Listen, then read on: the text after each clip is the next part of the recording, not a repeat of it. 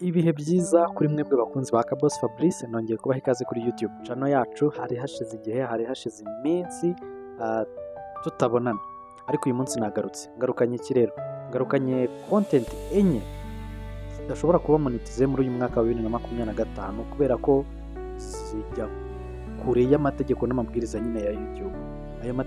Ayo makosa rero cyangwa se izo content nawe ntabwo nshaka ko rimwe uzayagwamo. Waba ugiye kuba monetize usanga barakwangiye. Kurikira iyi video rero kugira ngo nawe ubyirebere unave hano ufashe ingamba. Icyo ngusaba ni subscribe, ugafungura inzogera nimba ari ubwa mbere ugeze hano. Nimba uri n'umusangwa nawe ngo haye ikaze. Reka dutangire. Ku mwanya wa mbere rero turahasanga icyo bita reused content. Izi ni za content nyine zisubiramo content wa uploadinga. Twebwe wenda uyu munsi nkoze video mbonye igize views nyinshi, hashira iminsi nk'ingahe nkongera nkaya uploadinga, ejo nkongera nkaya uploadinga, gutyo. Ibyo bintu rero YouTube ibyanga kubi, ihita ibona ko nyine ibona ko utari seri. Ikindi rimwe na rimwe hari igihe bakeka ko ari nk'iki AI cyangwa se iki bot kiba kirimo kubikora kugira ngo kigwize ama views. Nyine icyo nshaka kuvuga muracyumva, hari ukuntu nyine biriya birobo bigenda, hari abantu babikora ugasanga kiragenda cya uploading amavideo menshi cyane kiyisubiranyamo, rimwe na rimwe rero bigaconfusinga YouTube. Ibyo rero ni idashaka. Nimba ukoze video yikore, nimba ushaka no kuyisubiramo shyiramo nyine icyo nakita originality, nyine ugaragaze ko washyizemo aka innovation, ataravuga ngo uteruye the whole video urongeye urayi-uploadinze. Oya, gerageza ushyiremo akantu k'umwimerere. Nimba ari reaction ukora uyikore, ariko video utayifashe kwa kundi yakabaye. Ku mwanya wa kabiri rero turasangaho icyo bita compilation videos.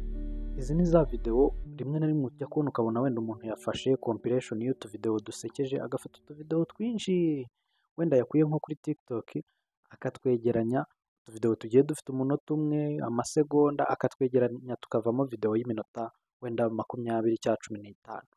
Ariko ugasanga umuntu nyine wabikoze mu buryo bwiza wowe aba monetize, ariko wa wundi wabikoze mu buryo butari bwiza niwe utaba monetize. Rimwe na rimwe ashobora no kubona copyright.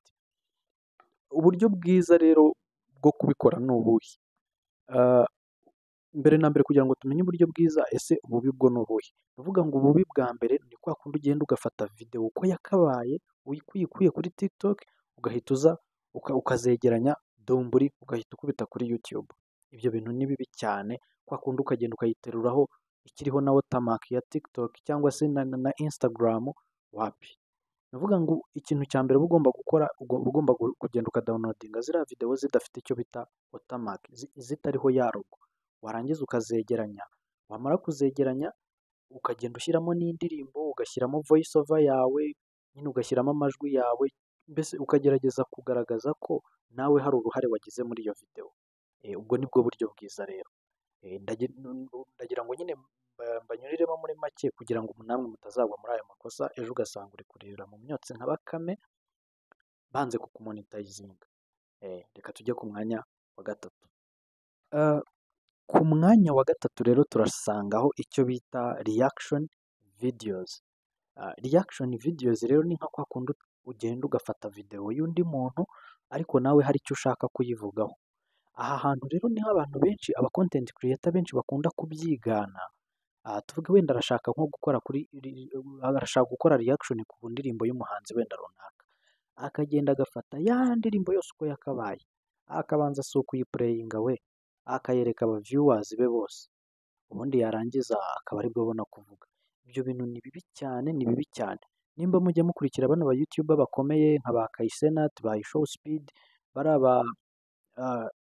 abandi ndabibagiwe, ariko bariya nabo iyo bakoze ama reaction, agenda afata segment twa video akagenda ari two reactingaho, cyangwa se yaba ari no kureactinga kuri video yose, akajya agenda agashyiramo pause, akabanza agatangaho opinion ye, nyine reaction ye kuri iyo video, ataravuga ngo video yose ayifashe uko yakabaye.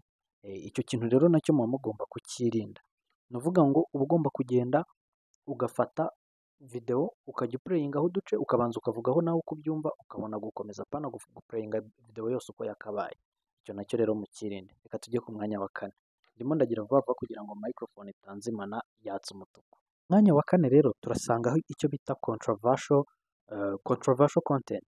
Ni za content nyine umva zihabanye n'amategeko n'amabwiriza ya YouTube. Ikindi kandi izi content rimwe na rimwe ushobora gusanga ari za zindi ziba zivuga ibihuha, ziba zivuga ibintu biterekeye. Aha, ku mwanya wa mbere rero muri izo controversial content turasangamo ikintu bita promoting illegal websites. Ikintu cyitwa gupromotinga excuse me, gupromotinga nyine kwamamaza ama website mbese adakurikiza amategeko, reka tubyite gutyo. Aha twavugamo nk'urusimbi, gupromotinga website zigisha urusimbi, zikina urusimbi, tugasangamo promoting illegal drugs, gupromotinga nyine cyangwa se kwamamaza ibiyobyabwenge, inzoga, minor exposure, nyine gushyiramo abana cyangwa se gukoresha abana muri video zawe kandi ubona ko nyine nabo batabishaka. Hari ukuntu wenda burimo nko tuvuge wenda nimba ari baby shower, wenda umwana ukamugaragaza, ariko hari ukuntu ubona umwana wenda ari guparticipatinga muri video.